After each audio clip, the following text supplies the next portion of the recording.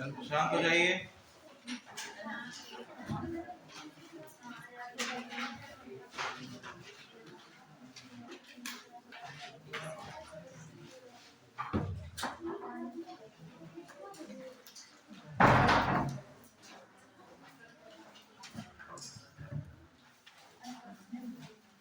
कल का एग्जाम कैसा रहा आप लोगों का?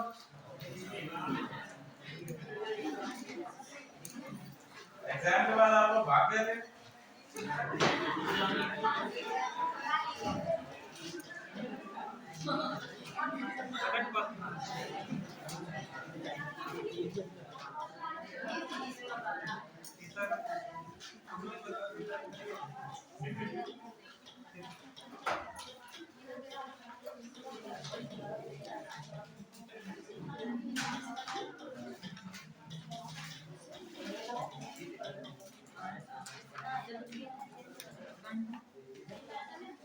क्यों नीरज जी, परीक्षा के बाद भाग गए थे?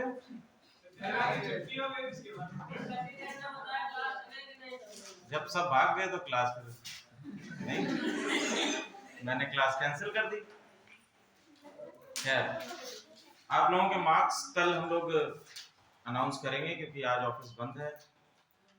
ठीक है, आज छुट्टी है, छुट्टी के दिन में बुला लिया आप लोगों ने हमें, अच्छी बात है। मैंने बुलाया तो हम लोग देखो भारत में विदेशी शक्तियों के विस्तार के विषय में पढ़ रहे थे, जिसमें हम लोगों ने बेसिकली जो यूरोपियन कंपनीज भारत में आई हैं उनके विषय में चर्चा की। सबसे पहला हम लोगों ने पुर्तगाली 1498 में 1498 में भारत आए। पुर्तगालियों के बाद हमने डचों को देखा, डचों के बाद अंग्रेज, हालांकि अभी डचों को हम लोगों ने डिस्कस नहीं किया है। अंग्रेज 1600 में आएंगे। अंग्रेजों के बाद डेनिस जो डेनमार्क से बिलोंग करते हैं, डेनिस के बाद हम लोग फ्रांसीसी। ये 5 प्रमुख शक्तियां हैं, ठीक है, जो भारत में आई हैं। ठीक है, 1498 में डच, 1595 में 1498 में पुर्तगाली, 1595 में डच आएंगे और अंग्रेज आएंगे आपके 1600 में। डेनिस आपके आते हैं 1600, डेनिस आपके आते हैं 1616 में और फ्रांसीसी 1664 में। 1616 और फ्रांसीसी 1664 में। एक और इंपॉर्टेंट यूरोपियन कंपनी भारत में आती है, लेकिन बेसिकली हम उसको इसलिए नहीं इसमें पढ़ते हैं क्योंकि उनका व्यापारिक केंद्र भारत में ना होकर चाइना से मोस्टली व्यापार रहता है। ठीक है, कौन सी वो कंपनी है? स्वीडन। ठीक है, स्वीडिश कंपनी, और स्वीडिश कंपनी आती है 1731 में। ठीक है, 1731 में आपकी स्वीडिश कंपनी भारत आती है। क्लियर है? अब देखो फ्रांसीसियों के विषय में कुछ बातें हम लोगों ने कल डिस्कस करी थी परसों। ठीक है, भावनाएं आई थी, प्रिंटिंग मिस्टेक हो जाती है। तो फ्रांसीसियों के विषय में हम लोगों ने कुछ बातें डिस्कस करी थी। फ्रांसीसी गवर्नर क्या थे, किस तरह से भारत में इन्होंने अपने आप को एस्टैब्लिश किया है, किस तरह से कौन कौन से सेंटर्स, कौन कौन सी व्यापारिक बस्तियां इन्होंने स्थापित की हैं। इनसे पहले एक कंपनी आती है डेनिस। डेनिस, डेनिस कहां के निवासी हैं? डेनमार्क के निवासी हैं। ठीक है, डेनिस कहां के निवासी हैं? डेनमार्क के निवासी हैं। कब आते हैं ये भारत में? 1616 में आते हैं। इनका पहला व्यापारिक केंद्र कहां स्थापित किया गया? देखो डेनिस के विषय में इसलिए नहीं ज्यादा हम लोग पढ़ते हैं क्योंकि इनका भारतीय परिप्रेक्ष्य में, या हम लोग आधुनिक भारत में या यूरोपियन कंपनीज के परिप्रेक्ष्य में बात करें तो इनका व्यापार काफी कम रहा है। ठीक है, लेकिन कुछ क्वेश्चंस आपके बन सकते हैं क्योंकि जो एक्सेप्शनल आपकी चीजें होती हैं उन्हीं पर एग्जामिनेशंस में क्वेश्चन पूछे जाते हैं। सबको पता है कि अंग्रेजों के बारे में तो बच्चों ने पढ़ा ही होगा। चलो डेनमार्क का पूछ लेते हैं, डेनिस का पूछ लेते हैं। तो डेनिस लोगों ने सबसे पहला अपना व्यापारिक केंद्र कहां पर स्थापित किया है? बताइए। ठीक है। तो सबसे पहला इन्होंने त्रावणकोर, या जिसको हम तंजौर के नाम से जानते हैं, तंजौर या जिसको तमिलनाडु में है ये, सबसे पहला व्यापारिक केंद्र कहां स्थापित किया इन्होंने? तंजौर, जो कि आपका तमिलनाडु में है। ठीक है, तंजौर। अगली कहां पर स्थापित करेंगे?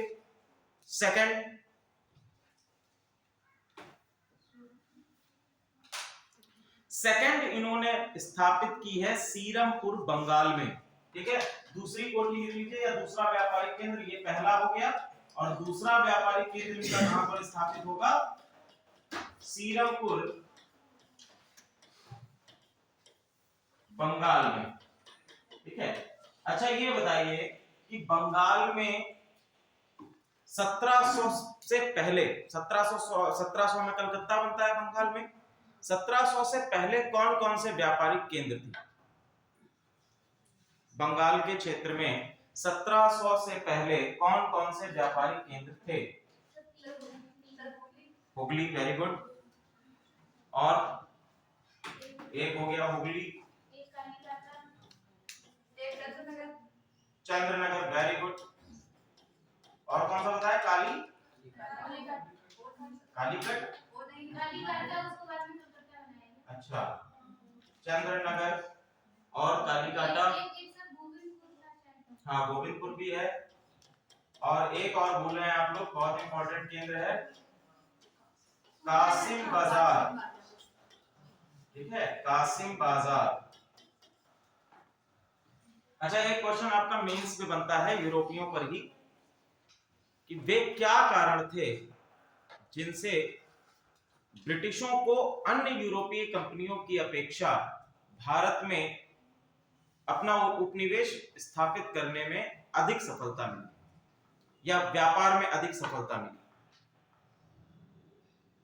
क्वेश्चन ये है कि वे क्या कारण थे जिनसे ब्रिटिशों को अन्य यूरोपीय कंपनियों की अपेक्षा भारतीय प्रायद्वीप में अधिक सफलता मिली, चाहे वो व्यापारिक परिस्थितियों में आप कह लें, या फिर आप इन्हीं अन्य परिस्थितियों में, राजनीतिक परिस्थितियों में भी उसको कह सकते हैं।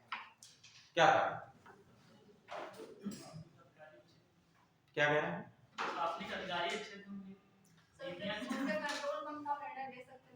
ये भी एक वो है, लेकिन बाकी कंपनीज को अगर हम देख लें तो केवल फ्रांसीसी कंपनी ऐसी है जो सरकारी कंपनी थी, बाकी तो आपकी प्राइवेट थी। उनको तो मिलना चाहिए था, डच है, डेनिश है, पुर्तगाली है, इनको तो मिलना चाहिए था, लेकिन नहीं मिल पाया। इसका एक बहुत बड़ा रीजन आपका है, बाकी रीजन तो आपके सही है, हम लोग उन रीजंस को देख ही चुके हैं। इसका एक बहुत बड़ा रीजन निकल के आता है, वो है आपका भौगोलिक कारण। ठीक है, वो है आपका भौगोलिक कारण, जो स्थिति है ब्रिटेन की, इसमें है नहीं मैप में।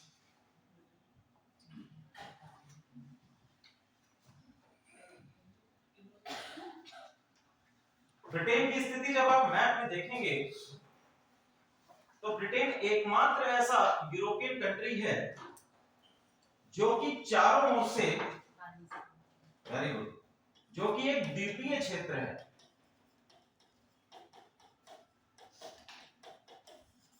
जो कि कैसा है? एक द्वीपीय क्षेत्र है, एक आइलैंड रीजन है। अब आइलैंड रीजन होने के कारण इन्होंने सबसे पहला काम क्या किया? अपनी नौसेना को विकसित किया, क्योंकि इन्हें पता है कि अगर हमला होगा तो कहां से हो सकता है? समुद्र जलमार्ग से हो सकता है। तो हम अपनी सेना को, नौसेना को और अधिक विकसित करें, जबकि अन्य राष्ट्रों के पास, जो हम लोग अन्य आपके यूरोपियन कंट्रीज देखेंगे, उनमें हम ये देखेंगे कि इनके पास थल मार्ग भी है, यानी इनके पास थल मार्ग से भी हमला हो सकता है और नौसेना से भी हमला हो सकता है। तो इनको अपनी एनर्जी को दो चीज में इन्वेस्ट करना है, ठीक है, जबकि अंग्रेजों को केवल एक ही चीज में इन्वेस्ट करना था। दूसरी चीज, इसी कारण चारों ओर से जल से घिरे होने के कारण इन पे बाहरी आक्रमण नहीं हुए, जिसके कारण इन्हें सर्वाधिक औद्योगिकीकरण, जिसके कारण यहां पर सर्वाधिक औद्योगिकीकरण होगा और साथ ही साथ जो पुनर्जागरण युग यूरोप में प्रारंभ हुआ, पुनर्जागरण जिसको हम लोग रेनेसां पीरियड भी कहते हैं, रेनेसांस पीरियड भी कहते हैं, तो रेनेसांस पीरियड और औद्योगिकीकरण का सर्वाधिक प्रभाव ब्रिटेन पर पड़ेगा। यही वे कारण हैं जिनसे कि हम देखेंगे कि यूरोपियन कंट्रीज की, अन्य यूरोपियन कंट्रीज की अपेक्षा ब्रिटिशर्स को भारत में अधिक सफलता प्राप्त होती है। ठीक है, वो तो एक आपका रीजन है ही कि ब्रिटिश जो थे पूरी तरह से कोर, हम कह सकते हैं बिजनेस माइंड थे, और उन्हें अपने निर्णय लेने के बाद अपनी गवर्नमेंट को रिपोर्ट भेजनी पड़ती थी। That was another reason. But ये आपका क्या है, ये आपका मेन रीजंस में या उनकी जो भौगोलिक स्थिति है ब्रिटेन की, उसमें हम लोग ये काउंट करते हैं। यहां तक सारी चीजें क्लियर हैं? ठीक है, आ जाते हैं हम लोग वापस अपने पॉइंट पे। डेनिस या डेनमार्क, यहां तक अपने आप को रखते हैं। 1745 में ये अपने आप को पूर्ण रूप से किसको बेच देते हैं?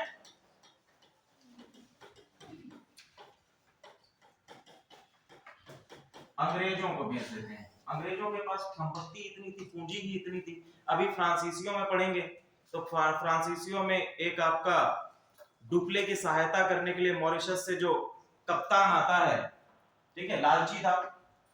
अंग्रेजों ने कहा आप हमसे 4 लाख रुपए ले लो और वापस लौट जाओ, तो उसको वापस लौटा दिया।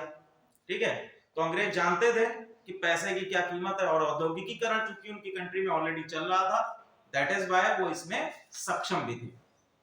चलिए आगे हम लोग बढ़ते हैं। ये रही थोड़ा सा हम लोग डेनिस के बारे में। अब वापस से हम लोग आ जाते हैं कुछ चीजों पर, कुछ फैक्ट्स पे।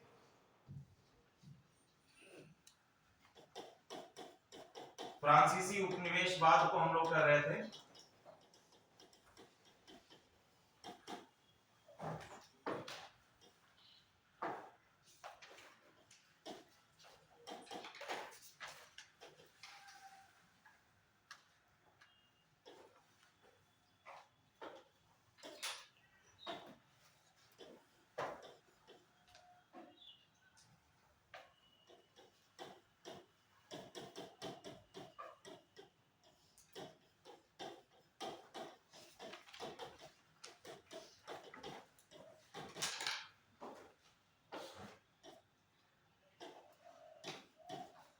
ठीक है, फ्रांसीसी यूरोपियन कंट्रीज में सबसे अंत में आने वाली कंपनी थी जो भारत में आई। ठीक है, भारत में आने वाली सबसे अंतिम कंपनी थी। 1664 में ये भारत आती है।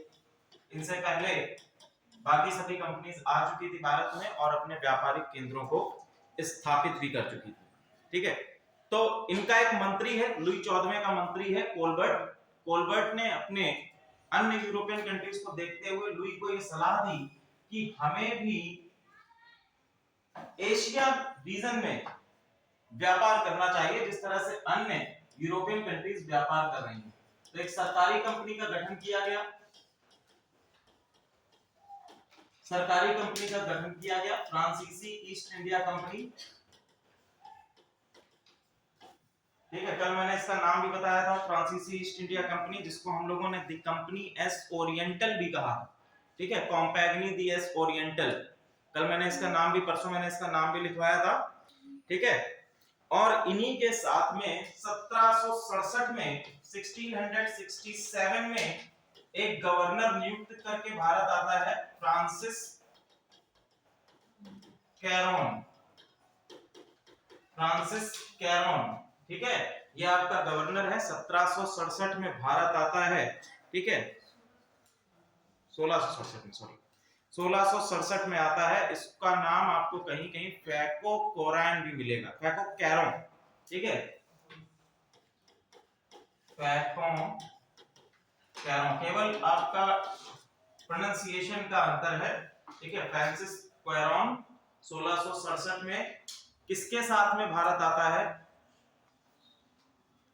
अच्छा, अगर क्वेश्चन ये बनता है कि फ्रांसिस कैरोन किस ईरानी व्यापारी के साथ में भारत आया, इसके साथ में ईरानी व्यापारी भारत आएगा, क्या नाम है उस ईरानी व्यापारी का? नाम लिख लीजिए, मरकारा। ईरानी व्यापारी मरकारा के साथ में 17, इससे पहले देखिए 1764 में कंपनी की स्थापना हो गई है। 1764 से 1767 का जो पीरियड है, इस पीरियड में भी आपके फ्रांसीसियों का व्यापार भारत में होता रहा, लेकिन अभी इन्होंने अपने आप को पूर्ण रूप से स्थापित नहीं किया है। ठीक है, 1767 में इन्होंने अपने आप को स्थापित करने की योजना बनाई, फ्रांसिस कैरोन को भेजा गया ईरानी व्यापारी मरकारा के साथ में, और 1668 में इन्होंने अपनी पहली व्यापारिक केंद्र स्थापित किया। कहां पर? सूरत में। सूरत में इन्होंने अपना पहला व्यापारिक केंद्र 1668 में स्थापित किया, लेकिन क्या ये यहां पर सफल होंगे? कारण अपना व्यापारिक केंद्र तो स्थापित कर लिया है सूरत में इन्होंने, ठीक है, अपना व्यापारिक केंद्र स्थापित कर लिया सूरत में, लेकिन क्या ये सूरत में अपने आप को सफल बना पाएंगे? सूरत कहां पर है? लगभग यहां पर आपका ये सूरत पड़ता है, गुजरात के क्षेत्र में सूरत पड़ता है। ठीक है, सूरत जो है पहले से किसके अंडर में है? ब्रिटेन या ब्रिटिश के अंडर में है। ठीक है, ब्रिटिश ईस्ट इंडिया कंपनी जो आपकी काम कर रही है उनके अंडर में है। साथ ही साथ अभी भी यहाँ पर कुछ पुर्तगाली व्यापारी भी हैं, पुर्तगाली केंद्र भी हैं। हालांकि पुर्तगालियों का पूरा आपका वैभव 1611 में खत्म हो चुका था, लेकिन कुछ व्यापारिक केंद्र अभी भी सूरत में है। इसके साथ साथ यहाँ पर कौन है? डच भी यहाँ पर है। और ऐसी स्थिति में जब सूरत में 1668 में आपके फ्रांसीसी पहुंचते हैं, तो फ्रांसीसियों को लाभ नहीं प्राप्त होता है। क्लियर? तो अब भैया ये क्या करेंगे? अगला कदम क्या उठाएंगे ये कि यहां पर अगर हमको लाभ नहीं प्राप्त हो रहा है, हम यहां पर व्यापार नहीं प्राप्त कर पा रहे हैं, तो हम किसी अन्य रीजन को देखते हैं। तो ये पहुंचते हैं कहां पर? ये जो आपका कोरोमंडल तट है, कोरोमंडल तट पे यहां पर पड़ता है आपका मसूलीपट्टनम। ठीक है, तो ये कहां पहुंच जाते हैं? मसूलीपट्टनम में पहुंच जाते हैं। बेसिकली इन्होंने क्या किया, यहाँ का जो शासक है बीजापुर का, बीजापुर गोलकुंडा का जो शासक है, ये रीजन आपका बीजापुर किंगडम में आता था, पूरा ये दक्कन का रीजन है, मैप में थोड़ा सा उस तरह से दिख रहा होगा, दक्कन का रीजन यहाँ पे बीजापुर लीजिएगा। तो बीजापुर के शासक डचों को भी अपने संरक्षण प्रदान कर चुके थे, ब्रिटिशर्स को भी संरक्षण प्रदान कर चुके थे, कुछ पार्ट इन्होंने डेनिश को भी दिया था। तो इन्होंने कहा भैया हमें भी आप व्यापार करने का मौका दीजिए। तो इन्होंने यहां पर अपने आप को 1669 में एस्टैब्लिश कर लिया, अपने व्यापारिक केंद्र के तौर पर 1669 में मसूलीपट्टनम में एस्टैब्लिश किया। क्लियर? लेकिन महत्वाकांक्षा अच्छी होती है, लेकिन जब व्यक्ति अधिक महत्वाकांक्षी हो जाता है तो उसका प्रभाव, या हम कह सकते हैं कि उसका दुष्प्रभाव पड़ता है। 1672 में एक घटना होती है, 1672 में ये किस पर हमला कर देते हैं? सेंट थॉमी यहां पर है। आगे हम देखेंगे जब कर्नाटिक वॉर पढ़ेंगे तो सेंट थॉमी का एक युद्ध भी आएगा। क्लियर? तो यहां पर एक सेंट थॉमी किला है, उस पर जाकर ये आक्रमण कर देते हैं। और ये बात किसको पता चल जाती है? बीजापुर का जो सुल्तान है उसको ये बात पता चलती है, और यहां से व्यापार करने के सारे राइट्स फ्रांसीसियों से छीन लिए जाते हैं कि अब आप यहां व्यापार नहीं कर सकते, आप तो लड़ाई झगड़ा करने लगे। फिर ये आगे बढ़ते हैं,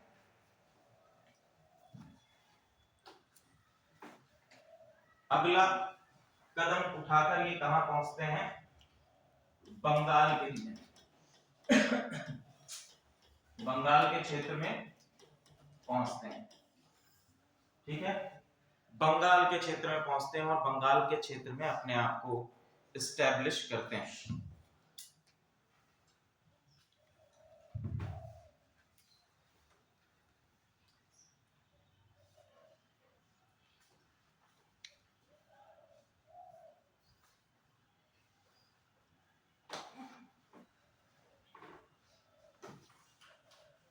क्लियर है?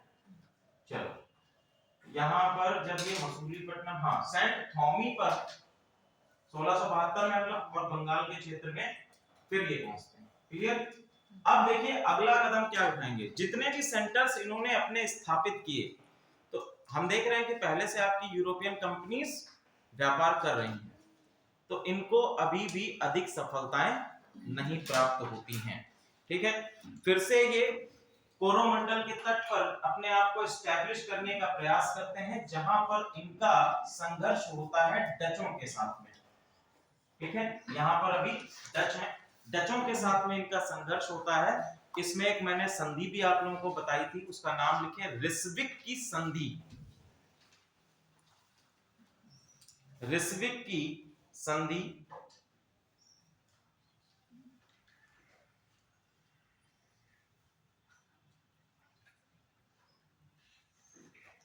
रिस्विक की संधि से पहले एक दो और फैक्ट लिख लीजिएगा।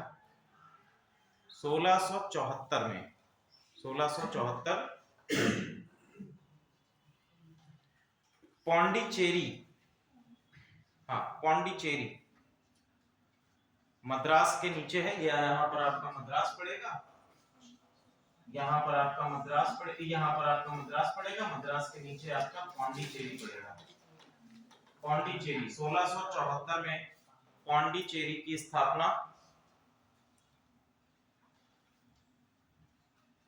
पौंडीचेरी की स्थापना। और यहां पर जो किला बनाया गया उस किले का नाम लिख लीजिए फोर्ट लुई। फोर्ट लुई, या इस तरह से हम लोग देख लेते हैं। यहां पर आपका पौंडीचेरी,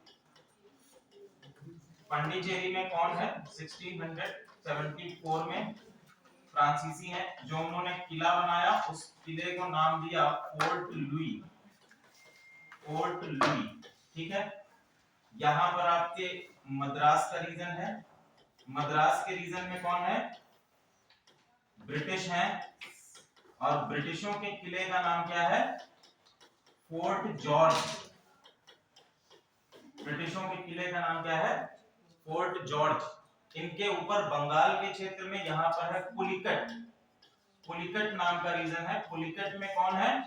डच बैठे हुए हैं, और डचों के किले का नाम लिख लीजिए। डचों के किले का नाम है गोंड्रिया किला। गोंड्रिया किला,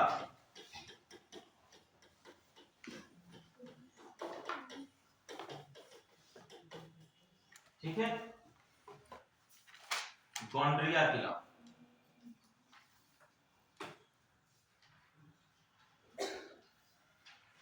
अब उस पे आइए, 1698 की रिस्विक की संधि।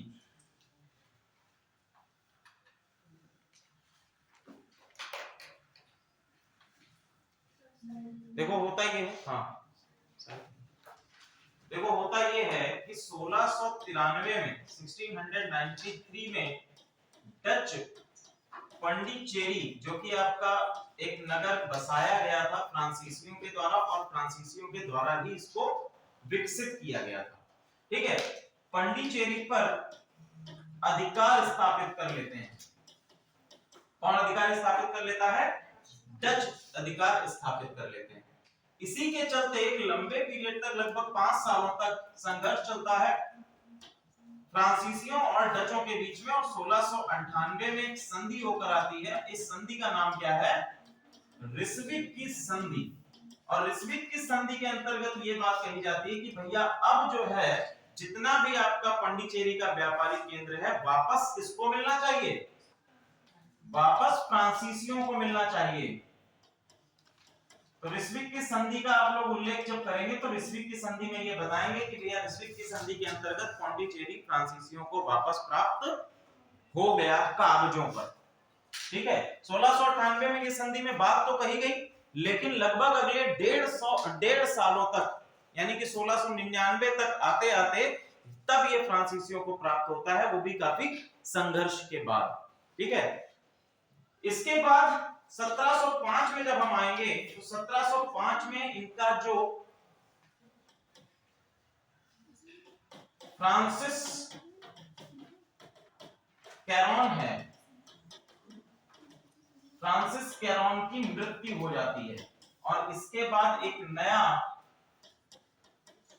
गवर्नर अपॉइंट किया जाता है जिसका नाम है फ्रांसिस मार्टिन।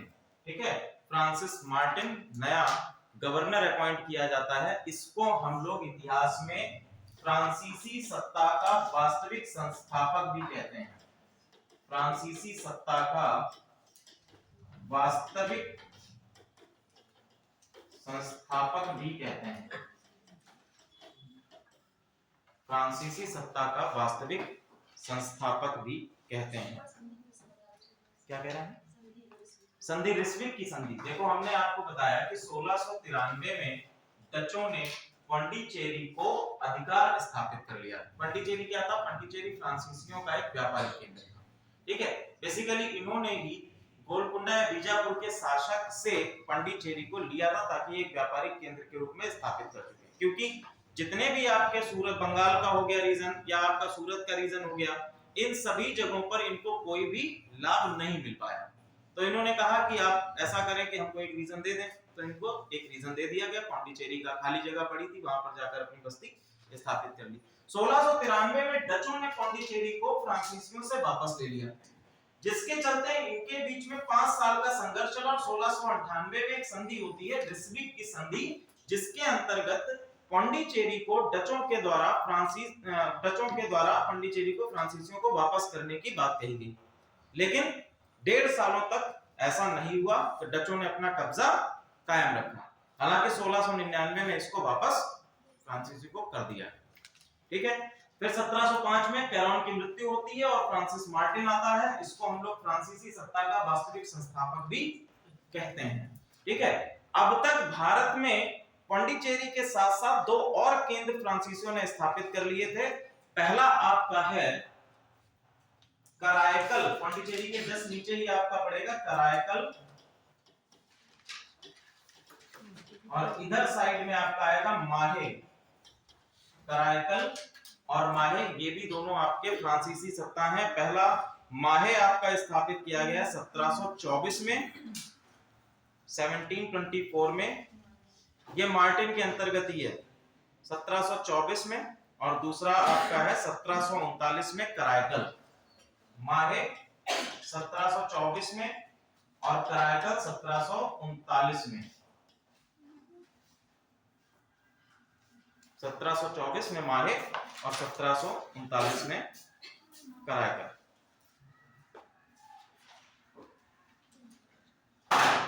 क्लियर है?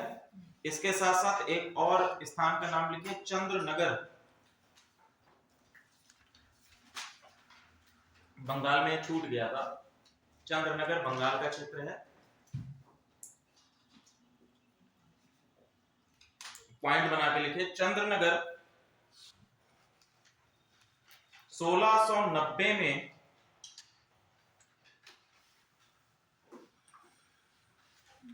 बंगाल के सूबेदार शाइस्ता खां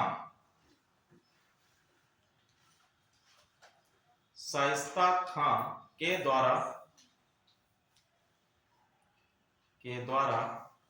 फ्रांसीसियों को व्यापारिक केंद्र स्थापित करने हेतु प्रदान किया गया था।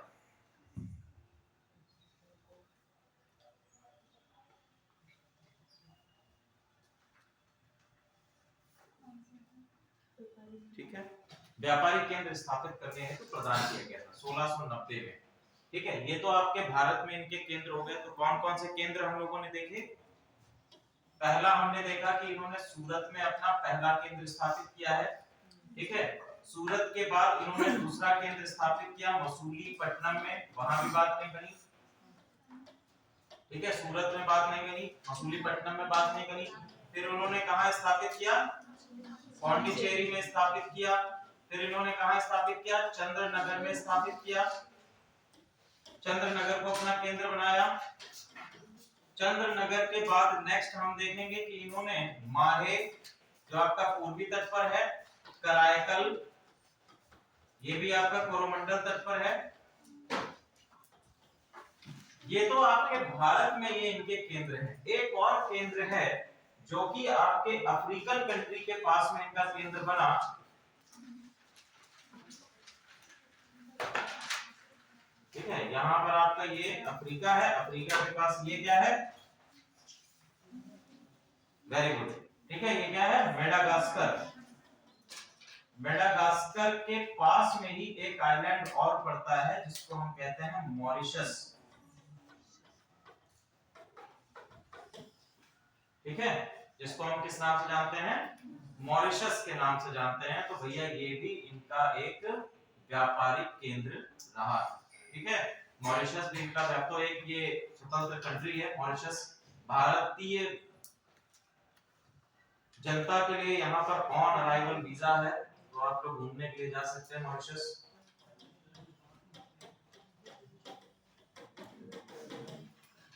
ठीक है, तो भारत के बाहर जो इनके व्यापारिक केंद्र हैं वो आपका मॉरिशस है। एक और इनका व्यापारिक केंद्र हुआ करता था अमेरिका में, ठीक है, अमेरिका में भी इनका व्यापारिक केंद्र है, या हम कह सकते हैं इनका एक उपनिवेश है अमेरिका में भी। क्लियर है यहां तक सारी कहानी? चलिए अब देखो यहां से जब हम आगे बढ़ेंगे तो इनका संघर्ष स्थापित होगा किसके साथ में, अंग्रेजों के साथ में। डचों के साथ में भी थोड़ा संघर्ष होता है, लेकिन मुख्य जो संघर्ष इनका होता है वो किसके साथ में होगा, अंग्रेजों के साथ में होगा, जिसको हम कहते हैं संघर्ष, और इसको हम कहते हैं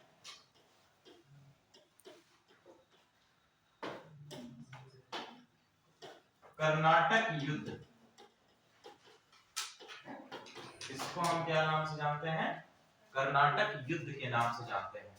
तो भैया ये कर्नाटक युद्ध क्या है, इनको समझने का प्रयास करते हैं। टोटल आपके कितने कर्नाटक युद्ध हुए हैं, 3 कर्नाटक युद्ध हुए हैं, ठीक है, कुल 3 कर्नाटक युद्ध। इनको एंग्लो फ्रेंच वॉर भी कहते हैं, एंग्लो फ्रेंच वॉर, ठीक है। तो सबसे पहला ऐसे इसको लिखिए, इसको एक लिस्ट बनाकर लिखिए ताकि आप लोगों को ध्यान रहे। पहला आप लिखेंगे युद्ध, देखो किसके किसके बीच हो रहा है ये तो आपको बिल्कुल क्लियर है, ठीक है। ये किसके बीच में संघर्ष है, अंग्रेजों और फ्रांसीसियों के मध्य संघर्ष, पहली चीज क्लियर हो गई, ठीक है। फिर हम लिखेंगे युद्ध, युद्ध के बाद आप दूसरा लिखेंगे कारण, युद्ध का कारण क्या था, और तीसरा कॉलम आप बनाएंगे इस युद्ध के परिणाम या इसकी संधि क्या है, परिणाम या इसकी संधि क्या है, क्लियर। पहला हो गया युद्ध, दूसरा हो गया कारण, तीसरा हो गया संधि या इसका परिणाम क्या है, क्लियर।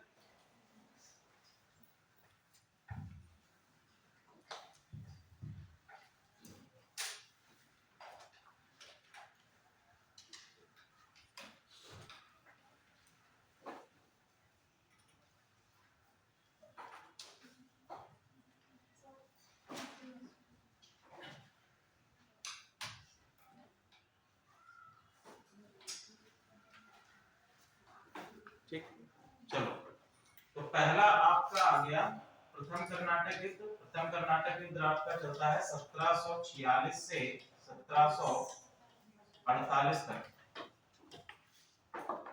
पहला आपका कब से कब तक चला है, 1746 से 1748 तक। संधि या परिणाम इसकी क्या होती है, इसको हम लोग कहते हैं ला चैपल की संधि, सॉरी कारण आपका यहाँ पे कारण होना चाहिए, 1746 से 1748 तक। कारण इसका है ऑस्ट्रिया का उत्तराधिकार युद्ध, ऑस्ट्रिया का उत्तराधिकार युद्ध, ये इसका क्या है, प्रमुख कारण है। दूसरा लिखिए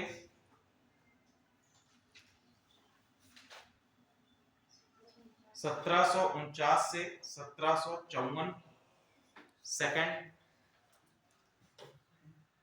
1749 से 1754, और इसका प्रमुख कारण आपका है हैदराबाद या कर्नाटक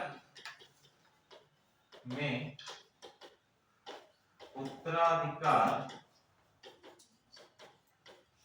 युद्ध। हैदराबाद या कर्नाटक में उत्तराधिकार युद्ध, ये इसका प्रमुख कारण है।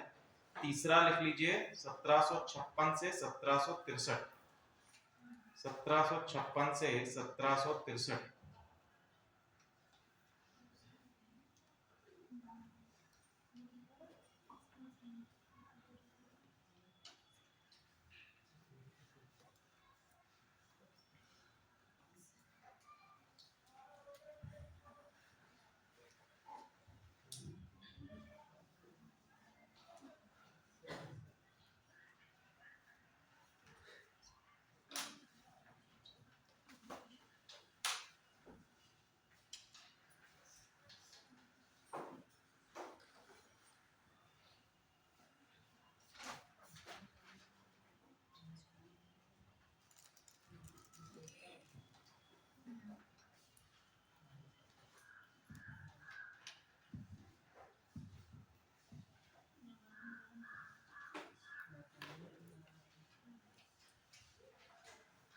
ठीक, 1756 से 1763, ठीक है। इसका कारण है यूरोप का सप्तवर्षीय युद्ध। हैदराबाद और कर्नाटक का उत्तराधिकार युद्ध, इसका है आपका ये कौन सी संधि है? पौंडीचेरी की संधि, पौंडीचेरी की संधि।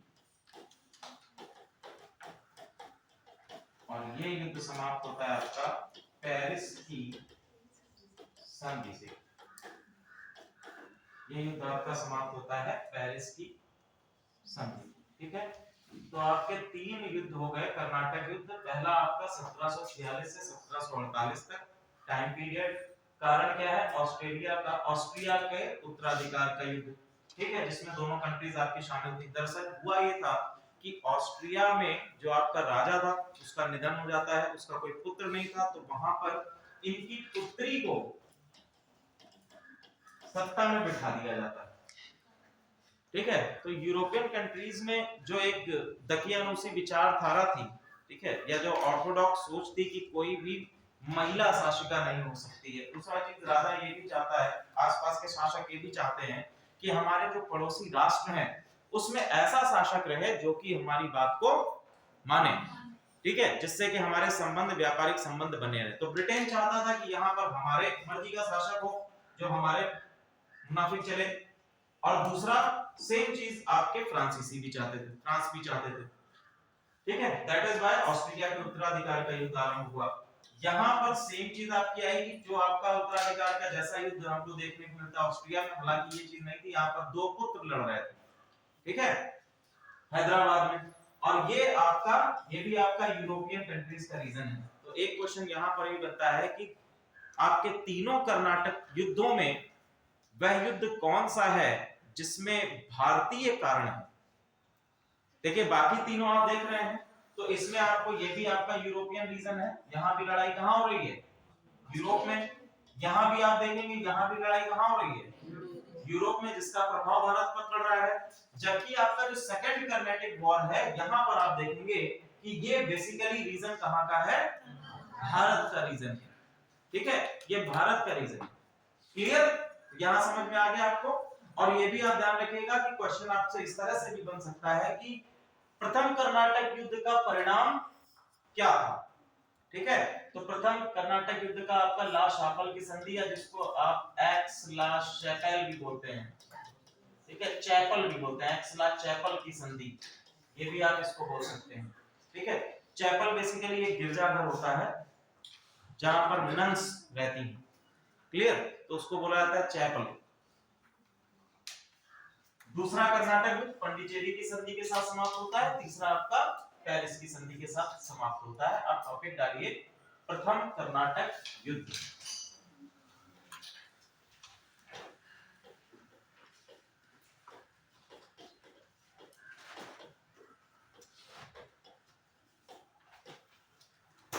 प्रथम कर्नाटक युद्ध 1746 से 1748 में।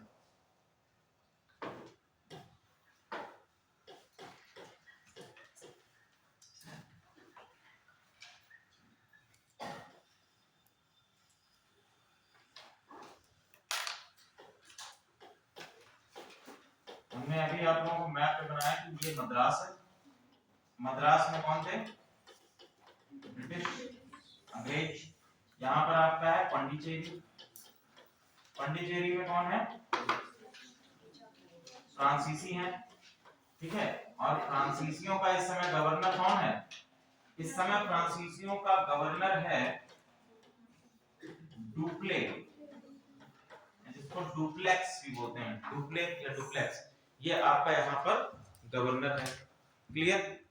अब यहाँ पर हम लोग देख लेते हैं कि अंग्रेजों का गवर्नर मद्रास में इस समय कौन है?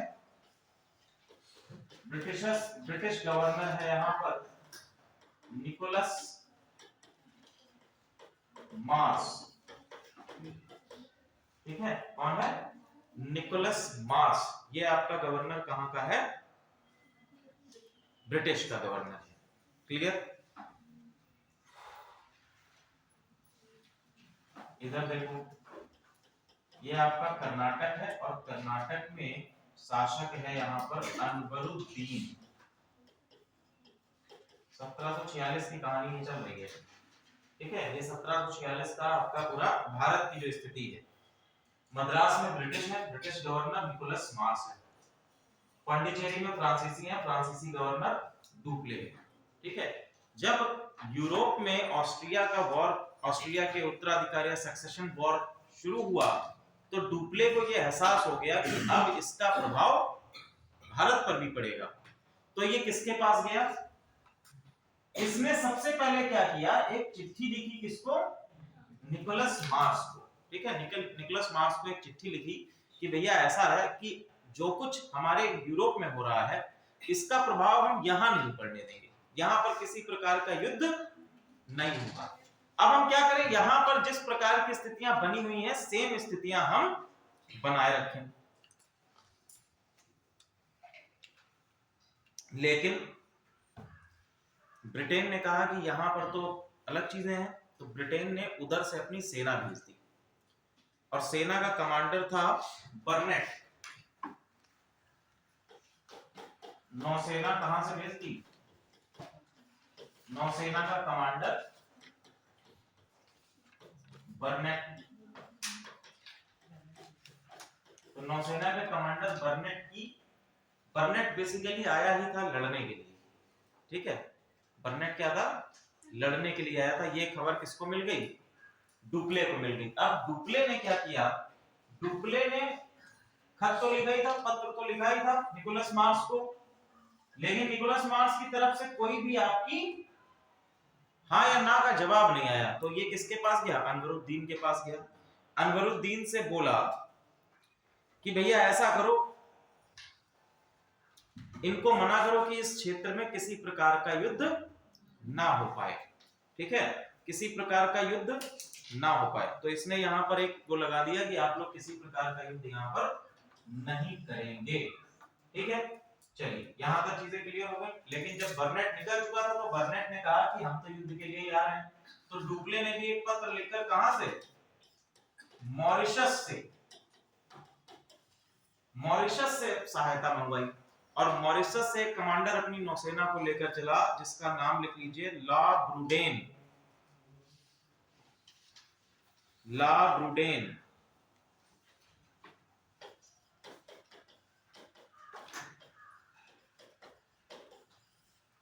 ठीक है। ये कहां चला? इसकी सहायता के लिए। अब देखो, यहां तक तो सारी चीजें ठीक। निकोलस मार्श भी जान रहा था कि मुझे युद्ध नहीं करना, ठीक है। लेकिन ये बर्नेट जो है, इसको रास्ते में कुछ फ्रांसीसी जहाज मिले, इसको क्या मिले, कुछ फ्रांसीसी जहाज मिले और इसने उन जहाजों को क्या कर दिया, डुबा दिया या उन पर कब्जा कर लिया। बोले ये तो हमें करना ही है, मैं युद्ध के लिए आए तो हम इस पे कब्जा कर लेते हैं। जैसे ही ये खबर डुप्ले को मिलती है, डुप्ले ने क्या किया, किस पर अधिकार स्थापित कर लिया, मद्रास पर हमला कर दिया। ठीक है, आप क्रोनोलॉजी को समझिएगा, किस कारण से क्या हो रहा है। ठीक है, क्योंकि कर्नाटिक वॉर्स में यही एक आपका कंफ्यूजन क्रिएट करेगा, कौन किसकी तरफ से लड़ रहा है, कब किस पर कौन कब्जा कर रहा है, इसमें बड़ा कंफ्यूजन होता है। ठीक है, तो सबसे पहले आप समझिएगा कि बर्नेट जो है, सबसे पहला रीजन क्या हुआ कि ऑस्ट्रेलिया का उत्तराधिकार का युद्ध प्रारंभ हुआ, जिसका प्रभाव भारत पर पड़ना ही पड़ना था। क्लियर, इसने एक पत्र लिखा कि हम लड़ाई नहीं करते, जो स्थितियां हैं वैसी स्थितियां बनी रहेंगी। ब्रिटेन से कमांडर निकला बर्नेट। ठीक है, बर्नेट युद्ध के लिए आ रहा था, इसने सहायता मंगाई कहां से, मॉरिशस से। ला ब्रुडेन कमांडर के रूप में नौसेना लेकर निकला, किसकी सहायता के लिए, डुप्ले की सहायता के लिए। रास्ते में बर्नेट को कुछ फ्रांसीसी जहाज मिले, जिसको उसने डुबा दिया और उन पे कब्जा कर लिया। ठीक, ऐसी सूचना पाकर इसने, डुप्ले ने मद्रास पर हमला करके मद्रास पर क्या कर लिया, कब्जा कर लिया मद्रास को। दरअसल अब मद्रास पे कब्जा करने में ये सक्षम क्यों हुए, मद्रास पर कब्जा करने में सक्षम इसलिए हुए क्योंकि फ्रांसीसियों के पास तोप खाना अच्छा था। फ्रांसीसियों की जो तोपें थी, they were stronger than Britishers, इसलिए वे मद्रास के किले पर अपना कब्जा करने में सक्षम हुए। क्लियर, यहां तक सारी चीजें आप लोगों को क्लियर समझ में आ रही हैं। चलिए अब देखिए क्या कह रहे हैं, क्या कह रहे हैं, चलो यहां तक क्लियर है। अब दो लोग हैं यहां पर, एक है डुप्ले और दूसरा है आपका ब्रुडेन। ब्रुडेन जो था वो काफी लालची किस्म का, इसने कहा कि जीत तो लिए ही है, वैसा करो, पैसा वैसा लो, खत्म करो, जाते हैं वापस मॉरिशस, व्यापार करते हैं। लेकिन डुप्ले ये चाहता था कि हमने मद्रास पर यदि कब्जा किया है तो हम उसको अपने आधिपत्य में रखें, अपने अधिकार में रखें। अंग्रेजों को ये बात पता चल गई, अंग्रेजों ने ब्रुडेन को 4 लाख रुपए की घूस दे दी। ठीक है, ब्रुडेन ने क्या कर लिया, 4 लाख रुपए की घूस ले ली और अपनी नौसेना लेकर वापस कहां लौट गया, मॉरिशस लौट गया। ठीक है, मॉरिशस लौट गया। अब बचा बेचारा अकेला डुप्ले, डुप्ले हार गया। ठीक है, डुप्ले क्या हो गया, हार गया और मद्रास जो है वो फ्रांसीसियों के अधिपत्य से वापस चला गया। अब इसके आगे की कहानी चलेगी। अब ये जब हारता है तो डुप्ले क्या था, बहुत ही महत्वाकांक्षी व्यक्ति था, ये सीधे किसके पास गया, अनवरुद्दीन के पास गया। ठीक है, अब डुप्ले किसमें मिलने जाएगा, अनवरुद्दीन के पास गया। अनवरुद्दीन से बोला देखो ऐसा है, यदि आप हमारी मद्रास को पाने में सहायता करेंगे।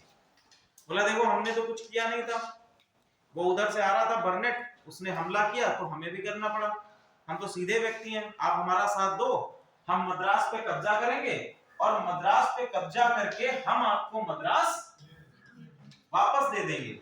मतलब कि हम अपने लिए कुछ नहीं कर रहे हैं, हम जो कुछ कर रहे हैं वो आपके लिए कर रहे हैं। अनवरुद्दीन से ऐसा कहा कि हम आपको मद्रास जीतकर आपको मद्रास वापस दे देंगे। तो अनवरुद्दीन ने कहा ये तो बहुत अच्छी बात है, चलो हम तुम्हारी सहायता करते हैं। तो अनवरुद्दीन की सहायता से वापस से डुप्ले ने मद्रास पर हमला किया और मद्रास को विजित कर लिया, फिर से मद्रास को जीत लिया। अनवरुद्दीन को ये खबर मिली कि भैया मद्रास को जीता जा चुका है, अब तो हमारे बारे न्यारे हो जाएंगे, हमको मद्रास मिल जाएगा। अनवरुद्दीन ने अपने बेटे महफूज खां को भेजा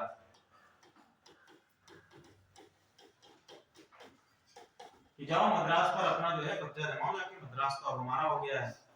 डुप्ले ने कहा ऐसा नहीं होगा, ये सपना भूल जाओ। ठीक है, ये सपना भूल जाओ, ऐसा नहीं हो सकता है। फिर यहीं पर होता है सेंट थॉमी का युद्ध। सेंट कौमी का युद्ध बहुत ही इंपॉर्टेंट बैटल है ये भारतीय इतिहास में। जिस तरह से battle of Plassey, battle of Buxar ये इंपॉर्टेंट है ब्रिटिशर्स की शक्ति को, ब्रिटिशर्स के सत्ता को भारत में स्थापित करने के लिए, उसी तरह से ये बैटल भी बहुत इंपॉर्टेंट है। इसमें देखिए युद्ध में कौन कौन है। पहला आपका है महफूज खां। 1746 में ये युद्ध हुआ है। 1746 में सारी कहानी 1746 की चल रही है।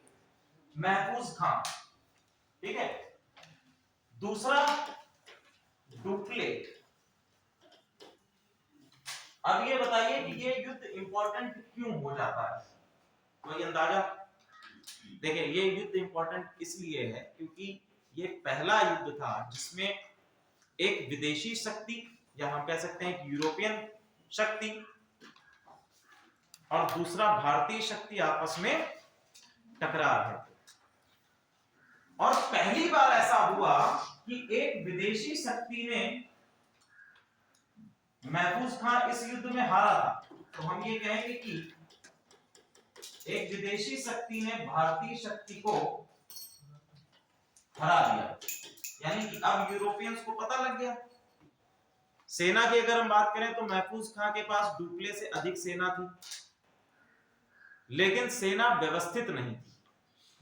डुप्ले की सेना व्यवस्थित थी, प्रशिक्षित थी। तो यूरोपियंस को यह पता चल गया कि यदि हम संख्या में कम भी हैं तब भी हम भारतीयों को हरा सकते हैं। और यहीं से आप देखेंगे कि सभी यूरोपियन कंट्रीज ने धीरे धीरे राजनीति में भी हस्तक्षेप प्रारंभ कर दिया।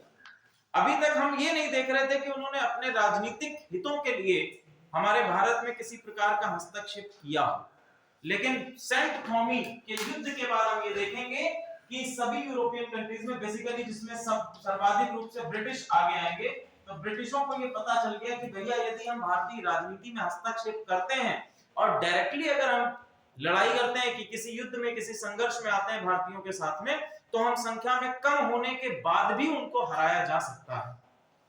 अभी तक ये किसी यूरोपियन कंट्रीज ने नहीं सोचा था कि हम भारतीयों को, क्योंकि भारतीय क्या है, संख्या में अधिक है, ठीक है, तो संख्या में अधिक को कैसे हराएंगे। लेकिन इस युद्ध के बाद ये निश्चित हो गया कि भारतीयों को संख्या में अधिक होने के बावजूद भी हराया जा सकता है।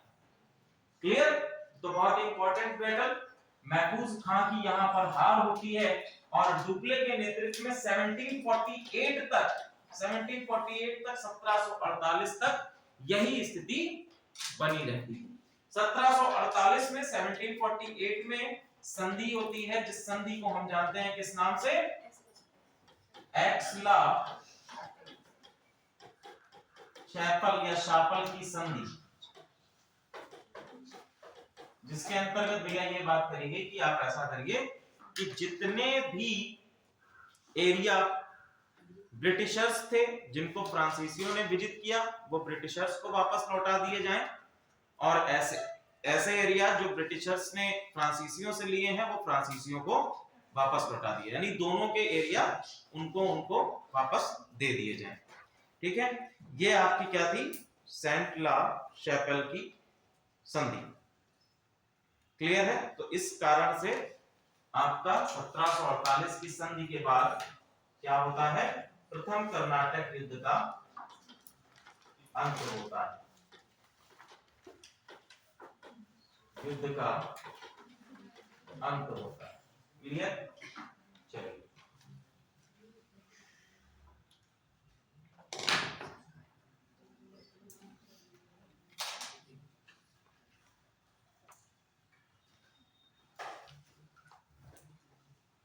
पेपर लाए हैं आप लोग, निकालिए।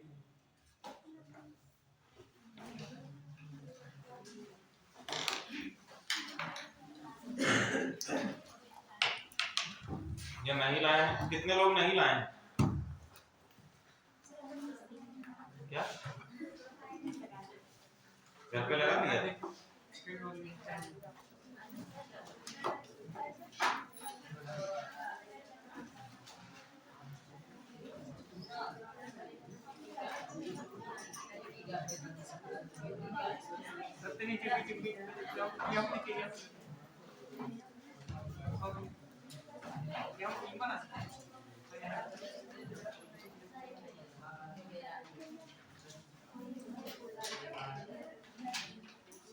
अभी इस पे लगा देता हूँ मैं।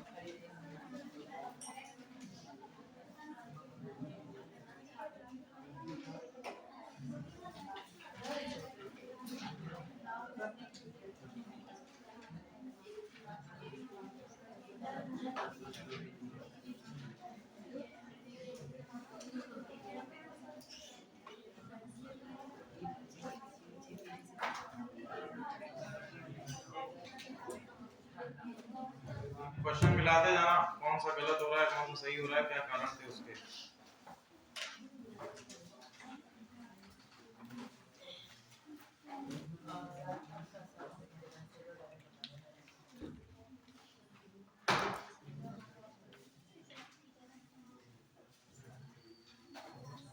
सबसे पहला क्वेश्चन आपका था, केवल वह स्तंभ जिसमें अशोक ने स्वयं को मगध का सम्राट बताया है। कौन सा अभिलेख है जिसमें अशोक ने स्वयं को मगध का सम्राट बताया है? Option A, very good. ठीक है, भब्रू स्तंभ अभिलेख कहां पर है? राजस्थान में है ये अभिलेख। और ये अभिलेख, इस पे एक और भी क्वेश्चन आपका बनता है कि ये अभिलेख स्वयं अशोक ने बनवाया भी है। ठीक है, बाबू अभिलेख राजस्थान में। किसका किसका गलत हुआ है? बहुत अच्छे। चलिए अगला है आपका, ये क्वेश्चन देखो पढ़ाया हुआ है, सूची 1 को सूची 2 से सुमेलित करें तथा कूट की सहायता से सही उत्तर चुनें। बताइए बराबर ये किसकी रचना है? इसमें भी ए है। ए है। अरे ए तो है। बराबर की रचना क्या है? बृहद संहिता। Very good. विशाखदत्त की वेरी गुड। विशाखदत्त की देवी चंद्रगुप्तम, ब्राह्मण्य की बृहद संहिता, शूद्रक की मृच्छकटिकम, और अंत में आपका बिल्हण की विक्रमांकदेव चरित्र। ठीक है, शूद्रक की मृच्छकटिकम, बिल्हण की विक्रमांकदेव चरित्र। प्रबंध चिंतामणि किसकी रचना है? हाँ, प्रबंध चिंतामणि किसकी रचना है?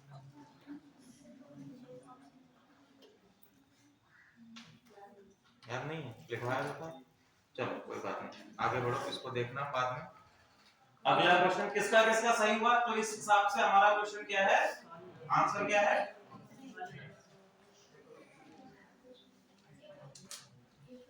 चलो, 19वीं शताब्दी के उत्तरार्ध में नव हिंदूवाद के सर्वश्रेष्ठ प्रतिनिधि थे। Very good. स्वामी विवेकानंद के गुरु? स्वामी विवेकानंद ने किस मिशन की स्थापना की? कब की?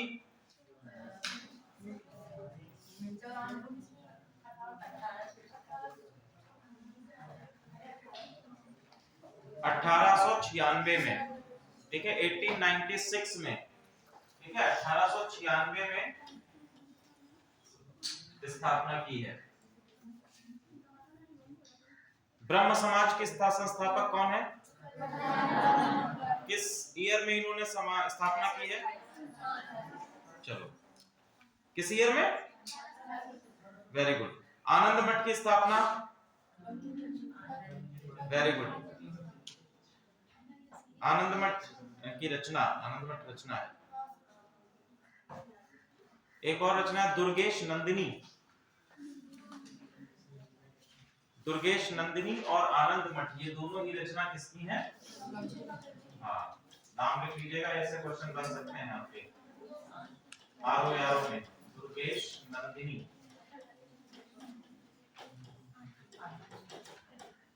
बंकिम चंद्र चटर्जी।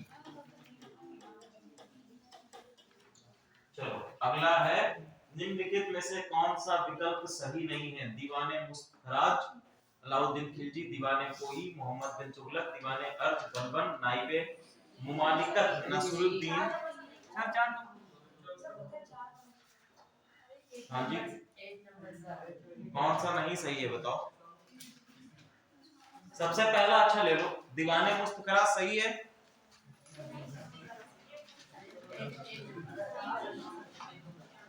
इसमें ये कौन सा विकल्प सही नहीं है ये पूछा गया है, सही है ये थोड़ी ना पूछा गया है, ठीक है? तो ये बताइए कि कौन सा इसमें सही नहीं है। दीवाने मुस्तफराज सही है। अगला दीवाने को ही सही है। दीवाने ये सही है, दूसरा भी सही है। दीवाने अर्ज ये भी सही है। नाइबे मुमालिकत, नाइबे मुमालिकत नसरुद्दीन महमूद नहीं, ये किसका है? आराम शाह का है। डी नहीं लिखा होगा डी।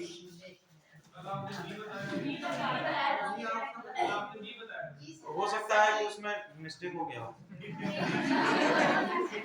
बोलने में मिस्टेक हो गया हो। बी लिखा भी था, कोई बात नहीं। चलिए, नंबर वो 1 मिनट है, इसका सही होगा उसको, क्योंकि कॉपी एक बार रीचेक तो मैं करूंगा ही। चलिए, तो क्या फिर से गोला भर दिया? किसी ने अच्छा ऐसा तो नहीं किया है कि अगर गोला खाली छोड़ा है किसी ने तो उसमें बी ऑप्शन देगा खाली, अच्छा भर दो। क्योंकि कल जो है सपना ने जो कॉपी चेक करी तो उसमें सही वाले टिक में नहीं लगाया, सब में टिक लगा दिया। जो जो ऑप्शन में बता रहा था, बी ऑप्शन तो बी में टिक, सी ऑप्शन तो सी में टिक, डी ऑप्शन तो डी में टिक। चलिए, अगला देखिए question. Hindustan socialist Republic association द्वारा की गई पहली क्रांतिकारी घटना थी, ठीक है? वेरी गुड, ये बहुत ही अच्छा क्वेश्चन है, केंद्रीय असेंबली में बम, ठीक है? अगला 6th बताओ भैया, लॉर्ड डलहौजी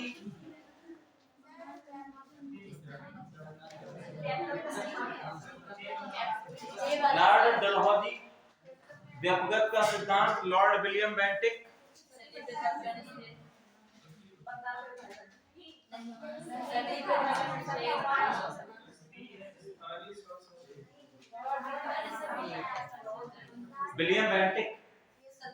विलियम बेंटिक का है सती प्रथा का निषेध, ठीक है?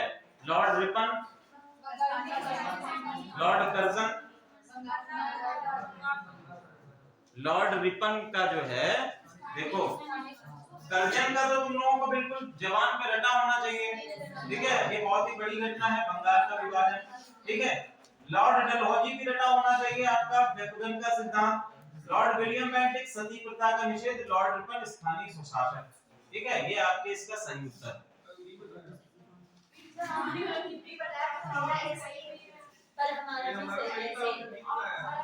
भी नहीं बताया, शांत रहिए। ऐसा कैसे हो सकता है, सेम आंसर की सही तो मैं बता रहा हूँ।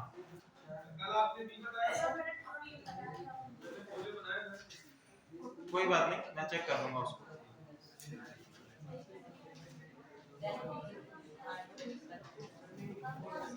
ऐसा वैसे हो नहीं सकता है, क्योंकि सेम आंसर की से ही आंसर मैं बता रहा हूँ, तो हो ही नहीं सकता। चलो कोई बात नहीं, इस पे लगाते जाओ, कॉपीज में जो होगा मैं उसको चेक कर लूंगा। क्लियर। अगला आपका क्वेश्चन है, आजाद हिंद सरकार के निर्माण की घोषणा कहां से की गई थी?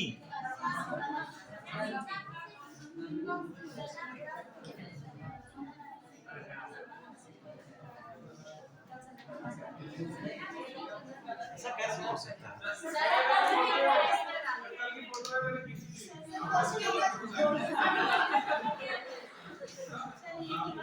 देखो भैया, आजाद हिंद सरकार की घोषणा सिंगापुर से रास बिहारी घोष के द्वारा की गई थी।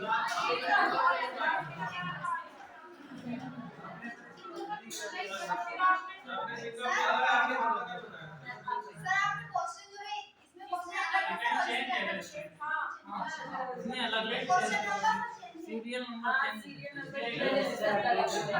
शांत रहिए, क्या पेपर लाओ मुझे।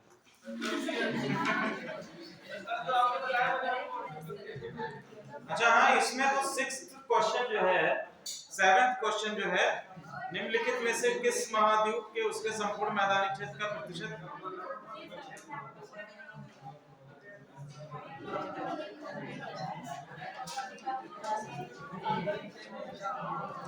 शांत रहिए, 2 मिनट।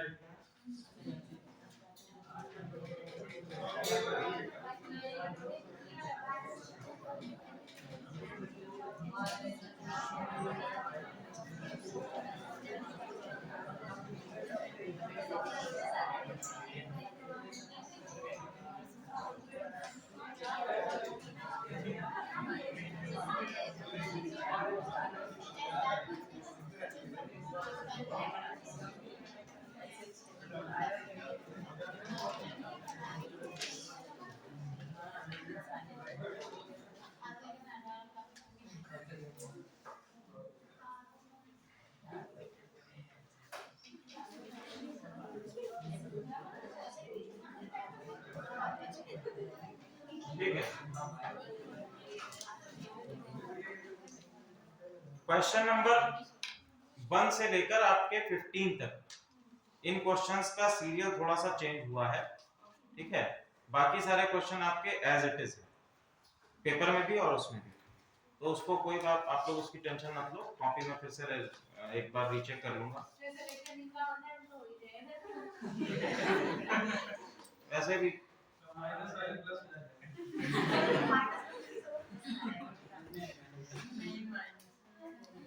मुश्किल से 4 क्वेश्चंस के 8 क्वेश्चंस के जो है सीरियल बदले हैं, ठीक है। वो कंप्यूटर ऑपरेटर की एक मिस्टेक रही होगी, तो उसके कारण चेंज हो गया है। 8 क्वेश्चंस बदले हैं, बाकी same questions as it is हैं, उसके आंसर की पे प्रभाव ज्यादा नहीं पड़ेगा। 8 क्वेश्चन में मैं देख लूंगा कैसे, जिसका सही होगा उसको सही कर दूंगा। चलो हम लोग वापस आते हैं। सरहुल त्योहार कौन सी जनजाति मनाती है? बताओ।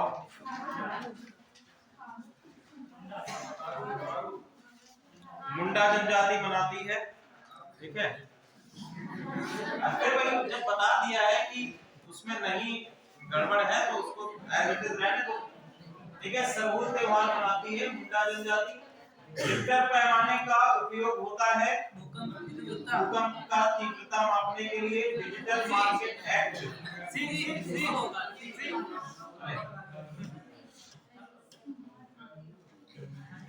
भूकंप की तीव्रता मापने के लिए। अगला है आपका डिजिटल मार्केट एक्ट, हाल ही में निम्नलिखित में से किस संगठन द्वारा तैयार किया गया है?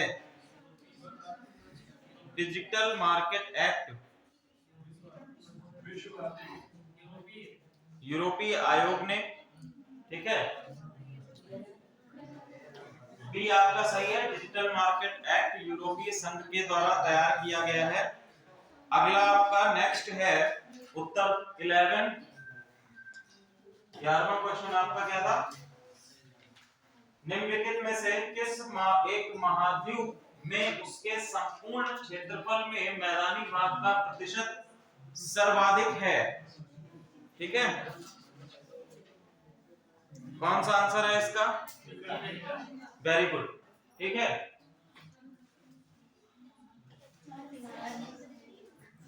यूरोप होगा इसका आंसर।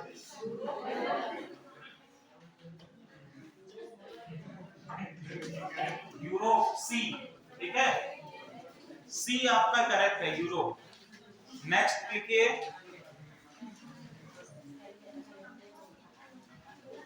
निम्नलिखित में से कौन सा एक युग्मक सुमेलित नहीं है? ठीक है, कौन सा सुमेलित नहीं है? सी, सी क्या है? युगांडा। युगांडा की राजधानी क्या है? ठीक है, कंपाला, ये आपकी युगांडा की राजधानी है। अबुजा किसकी राजधानी है? अबुजा, अबुजा किसकी कैपिटल है? अबुजा लिख लीजिए, नाइजीरिया की कैपिटल है। नेक्स्ट क्वेश्चन, अय्यम पालयम नेट्टई जो हाल ही में खबरों में देखा गया, निम्नलिखित में से किसका एक प्रकार है? नारियल का प्रकार है। Very good. इसको किसमें रखा गया है?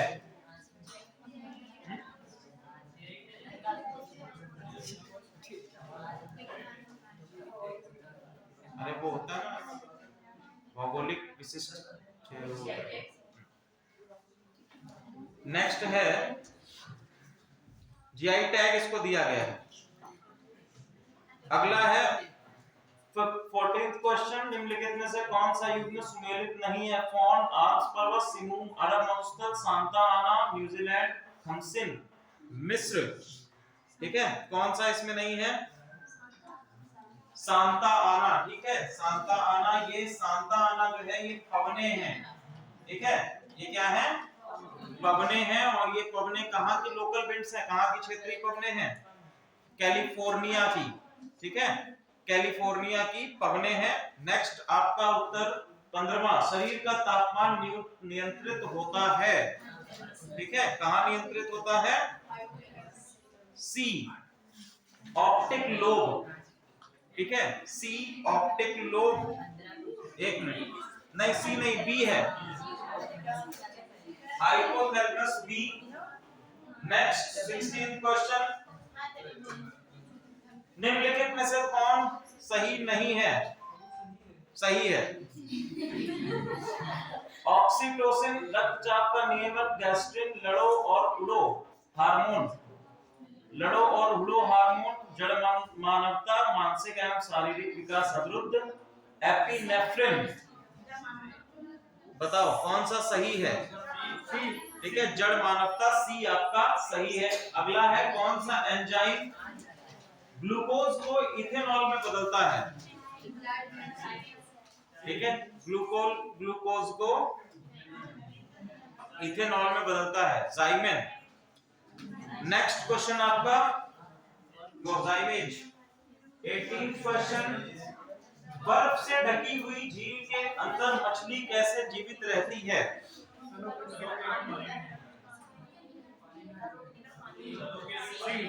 सी ऑप्शन, ठीक है, ऑप्शन सी, स्थलों के निकट पानी नहीं जमता है। अगला है नागोर्नो काराबाख निम्नलिखित में से किन दो देशों के बीच एक विवादित क्षेत्र है? नागोर्नो काराबाख,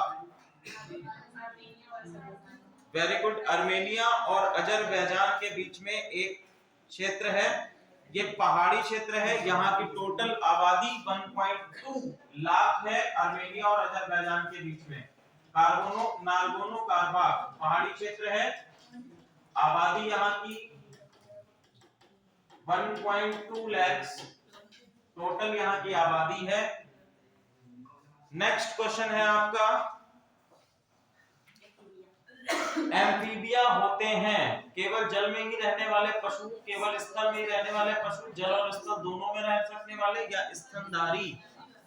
सी, ठीक है। एम्फीबिया जिनको हिंदी में क्या कहते हैं, उभयचर। Very good. नेक्स्ट है आपका, निम्नलिखित में से कौन सही है? पेसमेकर हृदय गति की स्पंदन को दर मापने में प्रयुक्त। अगला, इलेक्ट्रोकार्डियोग्राम मस्तिष्क की विकृति, इलेक्ट्रोइंसेफेलोग्राम हृदय की विकृति, मैग्नेटिक रेजोनेंस इमेजिंग संपूर्ण शरीर में विकृति का पूर्णतः सही पता लगाने में प्रयुक्त।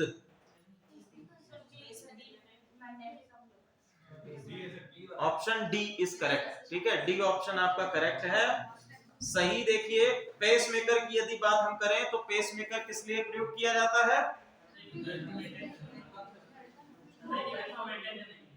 Very good. हमारी हृदय गति को, जब हृदय गति असंतुलित हो जाती है तो उसको संतुलित रखने के लिए पेसमेकर का प्रयोग किया जाता है, जो कृत्रिम रूप से हमारे हृदय को धड़काता रहता है, पंप करता रहता है।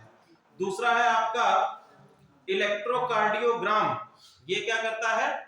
इलेक्ट्रोकार्डियोग्राम, जिसको आप सिंपल भाषा में, बोलचाल की भाषा में ईसीजी बोलते हैं। तो ईसीजी क्या होता है? हमारे हृदय के स्पंदन की गति को मापने का एक तरीका होता है, ठीक है, कि हमारा हृदय असंतुलित तो नहीं है। दूसरा आपका है इलेक्ट्रोसेफेलोग्राम। ये क्या है? ये किसमें यूज होता है? ये मस्तिष्क संबंधी असमानताओं में यूज होता है, ठीक है। तो एन्सेफेलोग्राम हृदय की विकृति में दिखाया गया है।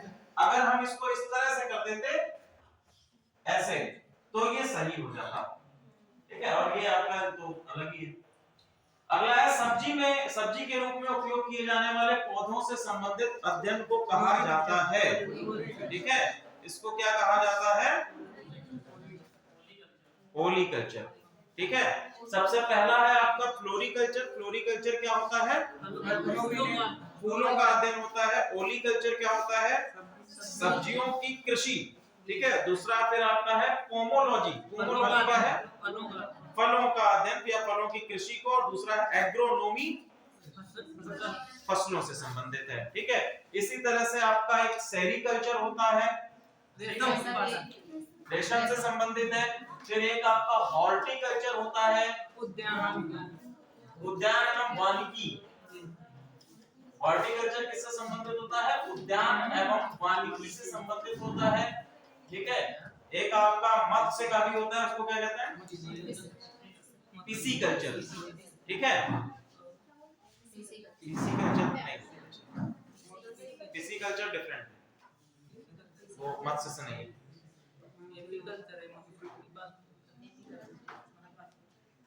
अगला, निम्नलिखित में से किसने सुझाव दिया कि भारत की स्वतंत्रता के बाद भारतीय राष्ट्रीय कांग्रेस को एक राजनीतिक दल के रूप में भंग कर देना चाहिए?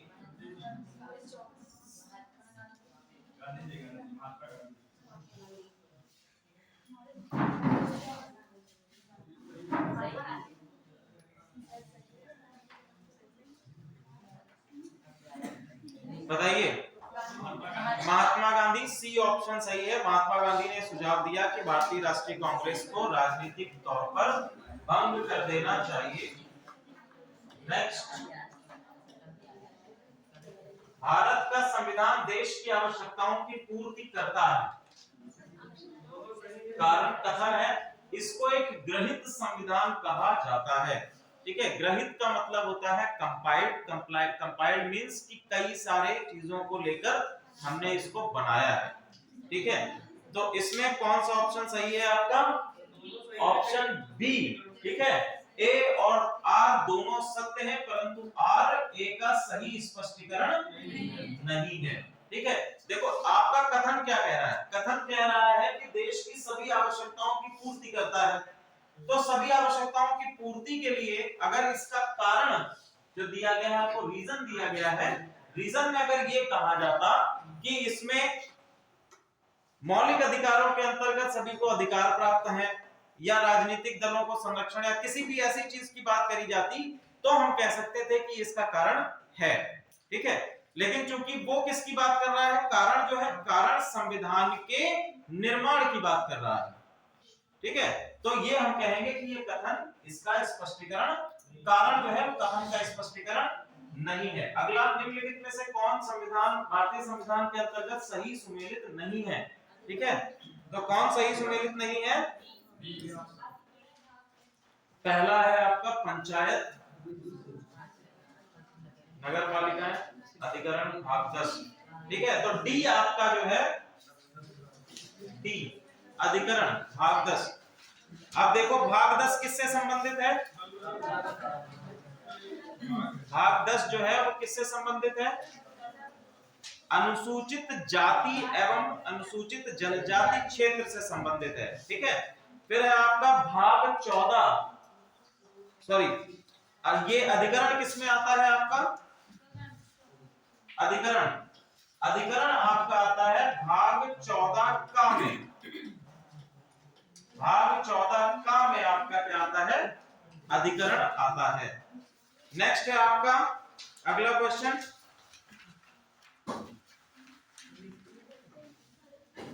निम्नलिखित में से कौन सा राज्य का सबसे महत्वपूर्ण तत्व है? अखंडता, शासनाध्यक्ष, भूभाग या राजधानी, ठीक है। तो भूभाग ये आपका सबसे इंपॉर्टेंट फैक्टर है। क्यों? आधार क्या करें बताएंगे।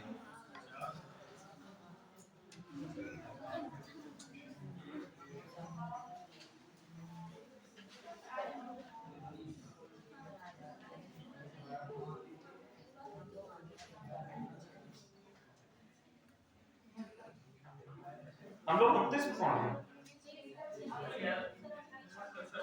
26 पे आओ। शांति के लिए नोबेल पुरस्कार 2023 के संदर्भ में निम्नलिखित तथ्यों पर विचार कीजिए। ईरानी कार्यकर्ता नरगिस मोहम्मदी को 2023 में शांति के लिए नोबेल पुरस्कार से सम्मानित किया गया।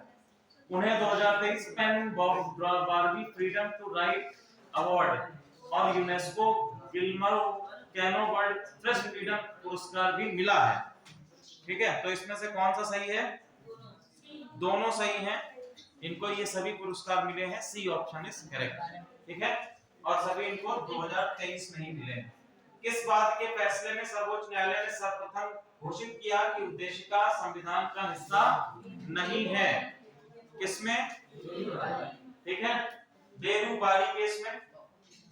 अगर भारत के राष्ट्रपति के चुनाव में कोई विवाद है तो उस विवाद को सौंपा जा सकता है सर्वोच्च न्यायालय को। वेरी गुड, ठीक है। नेक्स्ट है आपका, कौन निम्नलिखित में से कौन सही है? 7वीं अनुसूची विधायी शक्तियों का वितरण, बताओ कौन सा इसमें सही है? ए वाला आपका सही है। बाकी जो आपका 8वीं अनुसूची है, 8वीं अनुसूची किससे संबंधित है? भाषाओं से संबंधित है। 9वीं अनुसूची अधिनियमों के विधिमान्यकरण से संबंधित है, जुडिशलाइजेशन ऑफ डिफरेंट अथॉरिटीज। फिर है आपका 10वीं अनुसूची, 10वीं अनुसूची एंटी डिफेक्शन लॉ से संबंधित है, दल परिवर्तन कानून से संबंधित है। क्लियर? पिट्स इंडिया एक्ट 1784 द्वारा स्थापित बोर्ड ऑफ डायरेक्टर तथा बोर्ड ऑफ कंट्रोलर्स को किस अधिनियम द्वारा समाप्त कर दिया गया? वेरी गुड, ठीक है। 1858 के अधिनियम के द्वारा इसको समाप्त कर दिया गया था। मैंने आप लोगों को बताया था 1858 का जो अधिनियम आया उसके अंतर्गत सत्ता का हस्तांतरण कहां से कहां हुआ? कंपनी से ब्रिटिश क्राउन में, ठीक है। और जब ब्रिटिश क्राउन में चला गया तो फिर कंपनी का जितना भी आपका चीज थी, board of directors, board of control, ये सभी चीजें स्वतः समाप्त हो गई। मैंने आपको बताया था कि ये आपका बोर्ड ऑफ डायरेक्टर्स जो है ये तो समाप्ति हो गया जब कंपनी समाप्त हो गई। और बोर्ड ऑफ कंट्रोल जो था, बोर्ड ऑफ, देखो बोर्ड ऑफ डायरेक्टर्स जो थे ये आपके कंपनी के थे, कंपनी के जो डायरेक्टर्स हैं। और बोर्ड ऑफ कंट्रोल किसके द्वारा? ब्रिटिश पार्लियामेंट के द्वारा बनाया गया था।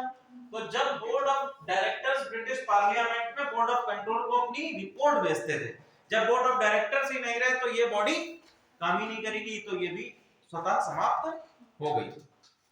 नेक्स्ट, दक्षिण लोना ग्लेशियर जो हाल ही में कभी-कभी समाचारों में देखा जाता है, निम्नलिखित में से किस राज्य में स्थित है। लोनाक ग्लेशियर किस राज्य में स्थित है? सिक्किम में। ठीक है, सिक्किम में आपका ये स्थित है।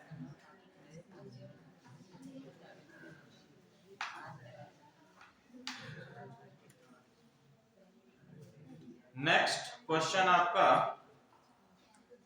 स्वतंत्रता के बाद भारत में पहला विधिक आयोग का गठन कब हुआ है? पहला विधिक आयोग का गठन आपका बताओ।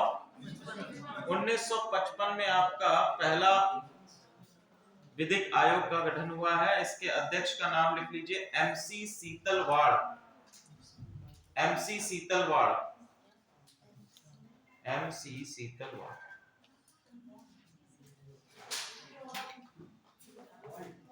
भारत के पहले महान्यायवादी सीतलवाड़, ये भारत के पहले महान्यायवादी भी हैं।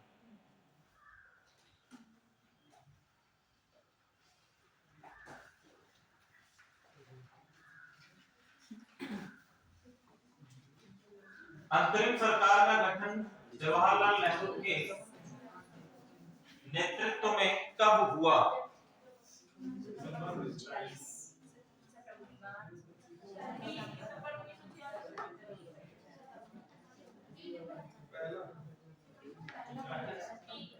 कौन सा? नहीं, डी, सितंबर 1946। सितंबर 1946।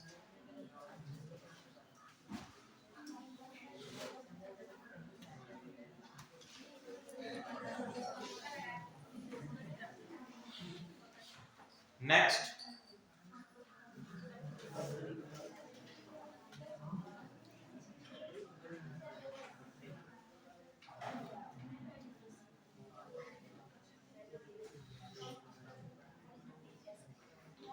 हार्टोग-बटलर समिति किससे संबंधित है? ऑप्शन डी, 1927 में है ये।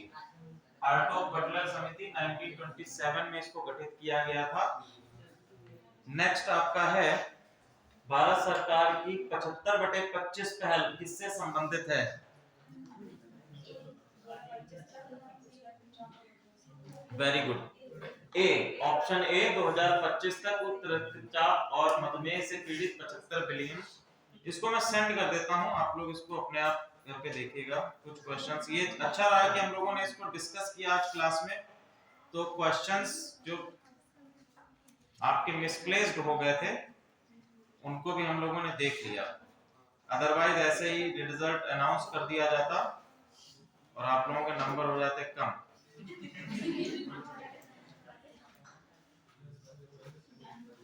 ठीक है, तो अच्छा रहा कि इसको हम लोगों ने आज डिस्कस कर लिया थोड़ा सा।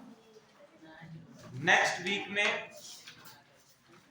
आप लोग फिर से टेस्ट के लिए तैयार रहिएगा। हाँ जी, जहां तक ये टेस्ट